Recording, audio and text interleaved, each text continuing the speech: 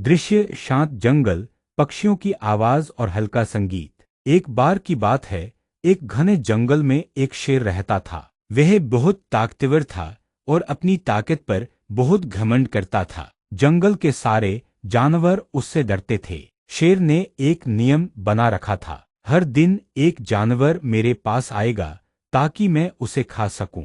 अगर कोई नहीं आया तो मैं सबको मार डालूंगा। दृश्य बदलता है। एक छोटा सा खरगोश, घबराया हुआ चेहरा। एक दिन एक छोटे से खरगोश की बारी आई, लेकिन वो बहुत चालाक था। उसने शेर को हराने की एक योजना बनाई। जब वह शेर की गुफा में पहुंचा तो बहुत घबराया हुआ दिखा। शेर गर्जा, तू देर से क्यों आया? खरगोश ने कांपते हुए कहा। महाराज, रास्ते में एक और शेर मिल गया, बिल्कुल आपकी तरह। उसने कहा कि जंगल उसी का है और वही सभी जानवरों को खाएगा। शेर गुस्से में आग बबूला हो गया। क्या मेरे जंगल में दूसरा शेर? चल, मुझे उसे दिखा। दृश्य शेर और खरगोश एक पुराने कुएं के पास आते हैं। खरगोश शेर को एक गहरे कुएं के पास ले गया। शेर ने कुएं में झांका और उसे अपने ही अक्स प्रतिबिंब दिखाई दिया। शेर समझा कि यह वही दूसरा शेर है। वह जोर से दहाड़ा